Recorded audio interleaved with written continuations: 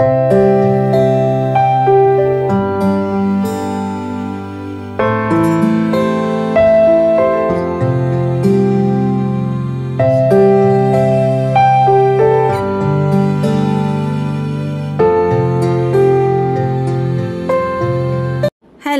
And welcome back. तर कसे आहात तुम्ही सगळे? आय होप की तुम्ही सगळे मस्तच असाल. चला तर मग आजच्या व्हिडिओला सुरुवात करूया. तर आज मी मस्तपैकी होममेड आईस्क्रीम बनवणार आहे आणि एकदम हेल्दी आणि सगळे घरचे साहित्य वापरून ही आईस्क्रीम बनवणार आहे. म्हणजे छोटे बाळ वगैरे असेल आपल्या घरी ते सुद्धा खाऊ शकेल. आणि बाहेरच्या आईस्क्रीममध्ये तर केमिकल, पाम तेल असं सगळं मिक्स केलेलं असतं, कलर वगैरे. तर म्हटलं चला आपण बनवूया. आईस्क्रीम तर नाहीच म्हणता येईल ते, नंतर ती आईस्क्रीम जी आहे आपलं कुल्फी जशी मिळते आपल्याला, आपण कुल्फी खातो मटका कुल्फी, तशा टाईपची ती झाली होती. तर आईस्क्रीम बनवायसाठी मी एक असा मोल म्हणजे भांडं घेतलं. मग डबा होता एअरटाईट, कारण मला त्याच डब्यामध्ये नंतर आईस्क्रीम भरायचं आहे. तर कमी भांडे भरवता आपण करूया. तर 4 ते 5 बदाम घेतले, 4 ते 5 ते 6 त्यामध्ये काजू ॲड केले. तुम्हाला पाहिजे तेवढं तुम्ही कमी जास्त ड्रायफ्रूट्स करू शकता. आणि मखाने टाकले. सगळं हेल्दी, आपण जे सगळं हेल्दी आहे खाण्यासाठी तेच टाकणार आहे. आणि 5 ते 6 खजूर घेतले. खजुरामधल्या बिया काढून त्यामध्ये मी ॲड करणार आहे. आणि ही रेसिपी आईस्क्रीमची मी आता रिसेंटली इंस्टाग्रामवर रील आली होती, तर त्यामध्येच मी बघितली आहे. चला म्हटलं ट्राय करूया. आणि हृदया पण खाईल, तसे पण मखाने खाल्ल्या गेलेच पाहिजे. तर यामध्ये मी 1 कप दूध ओतलं, पण मला असं वाटलं की 1 कप दूधमध्ये माझे हे मखाने भिजले नाही. नंतर मग मी येऊन बघितलं तर ते असे वरचे जे मखाने होते ते भिजलेच नव्हते. तर मी त्यामध्ये परत थोडंसं दूध ॲड केलं, जेणेकरून सगळे भिजेल. आणि तुमच्याकडे वेळ असेल तर तुम्ही 4 ते 5 तासही भिजू ठेवू शकता, किंवा 1 तासानंतर सुद्धा आईस्क्रीम बनवायला घेतली तरी चालते. तर माझ्याकडे वेळ होता जेव्हा मी आईस्क्रीम बनवायला ठेवली. तर मग मी इकडे आली आणि कपड्यांच्या घड्या करायला लागली. तर वेळ होता, माझ्याकडे वेळ होता तर मी हे केलं, माझ्याकडे वेळ होता तर मी ते केलं. या भागाची क्लिनिंग केली, हे स्वच्छ केलं, किचन स्वच्छ केलं. असं मी तुम्हाला प्रत्येकच व्हिडिओमध्ये सांगते. वेळ भेटला तेव्हा मी हे काम करते. तर वेळ भेटला तर फक्त घरातली कामच आवरायची का? आणि घरातले कामं एवढे इम्पॉर्टंट आहे का की प्रत्येक वेळेस वेळ भेटला तर आपण कामच करायचे? तर असं नाही. वेळ भेटला, आपल्याला जेव्हा फावला वेळ मिळतो तर आपण आपले ज्या आवडी आहेत त्या जपल्या पाहिजे असं मला वाटते. आणि माझी आवड आहे घर काम करणे आणि घर स्वच्छ ठेवणे, म्हणून मला वेळ भेटला तर मी माझी आवड जपते. तुम्हाला ज्या काही तुमच्या आवडी आहे तुम्ही जपू शकता. तुम्ही बाहेर जाऊ शकता, मैत्रिणीसोबत गप्पा गोष्टी करू शकता. म्हणजे आपापल्या प्रत्येकांच्या कसं आवडीनिवडी वेगळ्या असतात. तर मला आजच्या व्हिडिओमधून हेच तुमच्याशी शेअर करायचं होतं. तर कसं आहे ना, वेळ जी आपल्याला मिळते त्या वेळेचं आपण सोनं करायलाच पाहिजे. मला जेव्हा वेळ मिळते तर मी माझ्या आवडीनिवडी जपते. आणि वेळेला आपण कसं का महत्त्व दिलं पाहिजे आणि कसं महत्त्व दिलं पाहिजे त्याचंसुद्धा मी एक उदाहरण देते. जसं वेळेचं चक्र किंवा काळाचं चक्र वेळेनुसार चालतं. म्हणजेच आपण एखादी बी जमिनीमध्ये रोवलं तर त्याचं लगेच दुसऱ्या दिवशी रोप होत नाही, त्याला वेळ लागतो. म्हणजे आपण जेव्हा बी रोवतो जमिनीमध्ये, तो झाला भूतकाळ. आणि आपण त्याला पाणी देतो आणि त्याचं संगोपन करतो त्या रोपटाचं, तो झाला वर्तमान काळ. आणि भविष्यात ते रोपाचं वृक्ष होऊन ते आपल्याला फळं देतं, तो झाला आपला वर्तमान काळ. तर ह्यामध्ये आपण जे काही मागे केलेलं कार्य आहे ते आपल्याला मोठ्या वृक्षाच्या स्वरूपात मिळालं आहे. आणि त्याचे गोड फळं जे आहे ते आपल्याला खायला मिळणार आहे. म्हणून आपण कुठेतरी वेळेला महत्त्व दिलं पाहिजे. आणि वेळ म्हणजेच एक अशी अदृश्य शक्ती आहे जी आपल्याला दिसत नाही. आणि त्याचा जर आपण योग्य उपयोग केला नाही आणि त्याच्यामुळे आपल्याला भविष्यात थोडे नुकसान होऊ शकतात.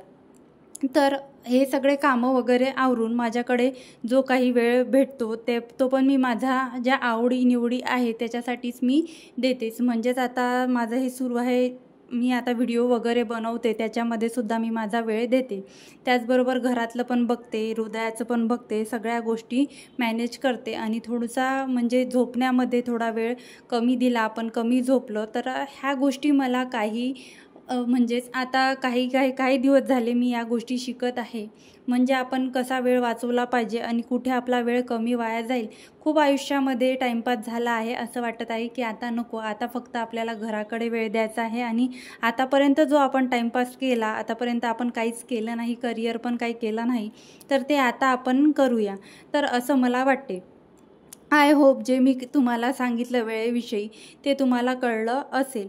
त्याचबरोबर आता आपलं वय आहे, या वयामध्ये आपल्याकडून होत आहे, सगळं काही होत आहे, आपण फिट आहो. नंतर आता कसं झालं आहे, आता पटकनच रोग वगैरे आपल्याला जडतात. 40 वर्षाचं झालं की सगळे आजार आपल्याला येऊन भिडतात. तर त्यापेक्षा आता आपल्याकडे वेळ आहे, आता आपण फिट आहो, आता आपण सगळं काही करू शकतो. तर कंटाळा न करता आपण ती जी एनर्जी आहे ती पॉझिटिव्हरित्या आपण वापरून आपल्या घरात सगळी पॉझिटिव्हिटी कशी आणू शकतो याकडे आपण लक्ष देऊ शकतो. तर माझे आज हे प्लांट होते, तर म्हटलं प्लांट पण वॉश करून घेते आणि प्लांटचे पॉट पण धुवून घेते. तर वेळ तर नसतोच आपल्याकडे, आपण वेळ काढतो आणि प्रत्येकच वेळेत आपण वेळेची बचत करतो आणि एक काम कमी करून दुसरं काम हे करत असतो. आणि हा टाईम मॅनेजमेंट आपल्या गृहिणींकडे खूप असतो, कारण आपण सकाळी उठल्यापासून तर किचनमध्ये येतो आणि किचनमध्ये 1 ते 2 तासामध्ये आपण सगळा जो स्वयंपाक आहे, कोणाकडे जॉईंट फॅमिली असते, कोणाकडे एक बाळ असतं, कोणाकडे दोघं असतं, हजबंड वाईफ, सगळ्या ज्या फॅमिली आहे ते सगळी एक गृहिणी सांभाळत असते. परत मल्टीटास्किंग कामं पण ती करत असते. एकच काम नसतं की फक्त स्वयंपाक केला आणि झालं. सगळं घर आवरणे, झाडू पोछा करणे, लहान मुलांचं बघणे, मुलं जरी मोठे झाले, 8 वर्षाचेही झाले, मुलगा 2 वर्षाचाही असला आणि 8 वर्षाचाही असला तरी तो तेवढाच त्रास देतो आणि सारखंच असतं. कारण आता माझ्या इथे आजूबाजूच्या मैत्रिणी आहे, त्यांच्या अनुभवातून मी तुम्हाला सांगते. मुलं जरी मोठे झाले ना तरी त्यांच्यावर लक्ष द्यावंच लागतो, आपली काळजी काही मिटत नाही, आपण नेहमी त्यांच्या काळजीमध्येच असतो. तर हृदयाचं तिकडे काय सुरू होतं, खेळणं सुरू होतं, तोपर्यंत मी इकडे माझे कामं करत होती आणि प्लांट सगळे धुवून टाकले, वॉश करून टाकले. कारण हे प्लांट जर धुतले नाही तर याला खालून असे एखादी जर त्याच्यामधलं जे मुळं असते, त्याचे रूट्स, त्याला जर शेवाळ वगैरे लागलं, त्यामधलं पाणी खराब झालं तर सगळेच प्लांट खराब होण्याची शक्यता असते. तर एक छोटंसं रोपटं जसं छोट्याशा रोपट्यापासून मोठं वृक्ष होतं, तर ते वृक्ष होतपर्यंत ऊन, वारा, पाऊस, विजा सगळं तो सहन करतो आणि सगळं सहन करून तो एवढा मोठा वृक्ष बनतो. तसंच आपल्या माणसांचं आहे. आपण जसं सगळे त्रास किंवा सगळे दुःख आणि चांगले वाईट अनुभव, चांगले वाईट लोक आपल्या लाईफमध्ये येतात, ते आपल्याला शिकवून जातात. त्यांच्याकडून आपण जे शिकतो आणि त्यामधून आपण जे आपल्याला स्वतःला घडवतो तेच आपल्याला वेळेनुसार आपण शिकतो आणि वेळेनुसार आपल्याला माहिती होते की कोण कसं आहे आणि काय कसं आहे आणि कोणती वेळ आली तर आपण खचून जायला नाही पाहिजे आणि कोणत्या वेळेत आपल्यासोबत कोण कसं वागलं आणि कोणत्या वेळेत आपल्यासोबत कोण उभं होतं. तर इथे माझं हे आईस्क्रीमचं आहे. तर मी रात्री 8 वाजता मिक्सरमधून काढायला घेतलं. खूप छान भिजलं होतं. दुपारी मी 4 वाजताच्या दरम्यान हे भिजत घातलं होतं. तर आता 8 वाजले आहे. हे सगळं बारीक केलं आणि बारीक करताना मी काय केलं, डायरेक्ट मिक्सर फिरवलं. असं डायरेक्ट न फिरवता ते दूध जे होतं ते दूध सगळं मिक्सरवर उडालं आणि मिक्सर मला इथे साफ करावं लागला. तर तुम्ही सुरू बंद करून स्टार्टिंगला बारीक करायचं आणि नंतर मग फुल याच्यावर केलं तरी चालतं. अर्धा लिटरच्या जवळपास मला इथे दूध लागलं. अर्धा लिटर दूध जर आपल्याजवळ असेल तर छान असं गरम करून हे सगळं घोटून घ्यायचं. तसं तर खजूर टाकले होते, तर खजुराचा गोडवा त्याला आलाच होता, पण थोडीशी मी त्यामध्ये साखर टाकली कारण हृदयाला गोड आवडतं. आणि थोडे मनुके जे होते ते थोडे कापून किसमिस त्यामध्ये टाकले आणि सगळं जे आहे एका एअरटाईट भांड्यामध्ये ट्रान्सफर केलं. आईस्क्रीम जास्त आणि भांडं छोटं झालं होतं, पण त्याचं झाकण एकदम फिट्ट बसतं म्हणून मी तोच डबा घ्यायचं ठरवलं. आणि नंतर आता इथे मी डीप फ्रीज करायला ठेवलं होतं. तर आता आईस्क्रीम बघू शकता. तर इथे आपली आईस्क्रीम म्हणजेच कुल्फी तयार आहे.